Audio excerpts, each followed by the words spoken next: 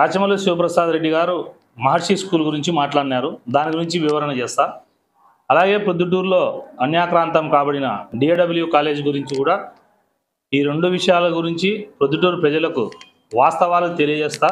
దాని ధర్నా చేసి వాళ్ళను పిలిపించుకొని మాట్లాడుకొని 35 సెంట్లకు బేరం కుదుర్చుకొని సైలెంట్ అయినావు. ఆ విషయము నాకు తెలిసినాక నేను ముఖ్యమంత్రి గారికి ఫిర్యాదు చేసిన.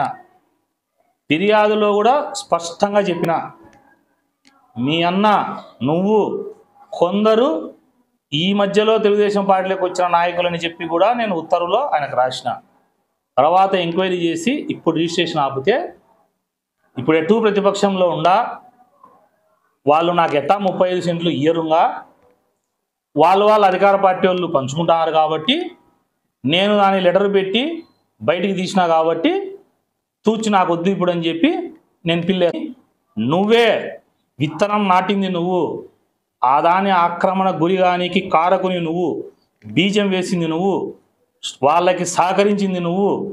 ధర్నా చేసి వంగలనారాయణ రెడ్డితో రాత్రి మ్యాచ్ ఫిక్సింగ్ చేసుకొని 35 సెంట్లకు నువ్వు ఫిక్స్ చేసుకొని ఈరోజు వాళ్ళ అధికార పార్టీలో నువ్వు ఓడిపోయి ఆయన ఎవరి దగ్గర అయితే ఉన్నాడో వాళ్ళు గెలిచినారు కాబట్టి ఆ గెలిచిన వ్యక్తులకు ఇచ్చుకుంటాడు, నాకు ఇయ్యడు కాబట్టి డబ్బులు అని చెప్పి నేను ఎప్పుడు దాదాపుగా 5 నెలలు ఉంటుంది నేను పిటిషన్ పెట్టి సీఎం గారికి. నాకు విషయం తెలుస్తానే నేను పెట్టి దాంట్లో నీకు భాగం ఉంది కాబట్టి చెబితే ఈరోజు వచ్చి నాకు భాగం లేదంటావా? రైట్. నెంబర్ 2, డిఏడబ్ల్యూ కాలేజీ అక్రమమా సక్రమమా? ఫస్ట్ ఆన్సర్ చెప్పాలా, నువ్వే చెప్పాలి ఆన్సరు. అక్రమమా సక్రమమా? అక్రమం అయితే 5 ఏళ్ళ ఎమ్మెల్యే అందరి భాగస్తుల దగ్గర డిఏడబ్ల్యూ కాలేజీలో లెక్క తీసుకునేవన్నారు. తీసుకునేవా లేదా? ఆన్సర్ చెప్పు. నువ్వేమంటావు? డిఏడబ్ల్యూ కాలేజీలో మీ అన్నకు నేను ఇప్పుడు చెప్తానా 14% మీ అన్న పెట్టుబడి లేకుండా డిఏడబ్ల్యూ కాలేజీలో షేర్ తీసుకున్నావు నువ్వు. నేను ఎమ్మెల్యేని, మా అన్న రియల్ ఎస్టేటు, మా అన్నకు 14% పెట్టుబడి లేకుండా ఇవ్వండి, నేను ఎమ్మెల్యే అయినందుకు మీకు అడ్డం రాకుండా ఉండేదానికి దత్తపుత్రుడు అని చెప్పే ఒక బ్రోకర్తో 2,50,00,000 రూపాయలు నువ్వు తీసుకొని నిమ్మకు నీరెత్తనట్టుగా ఈరోజు వచ్చి మున్సిపల్ మన మహర్షి స్కూల్ అన్యాక్రాంతం అవుతా అంటే నేనేదో పోరాటం చేస్తానని చెప్పి నువ్వు మాట్లాడతావు. ఎస్ఎస్ మాల్లో ఏ దత్తపుత్రుడు మాట్లాడింటే 1,50,00,000 లెక్క తీసుకొని మున్సిపల్ పర్మిషన్లు కమిషనర్ రాధాతో నువ్వు ఇప్పిలేదా?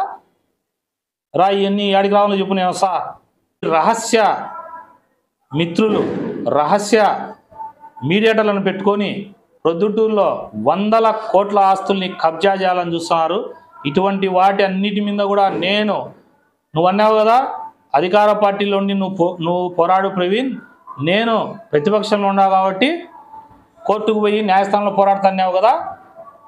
డిఏడబ్ల్యూ కాలేజ్ది మహర్షి స్కూల్ది మళ్ళీ 2 ముఖ్యమంత్రి గారికి నేను ఫిర్యాదు చేయబోతాడా.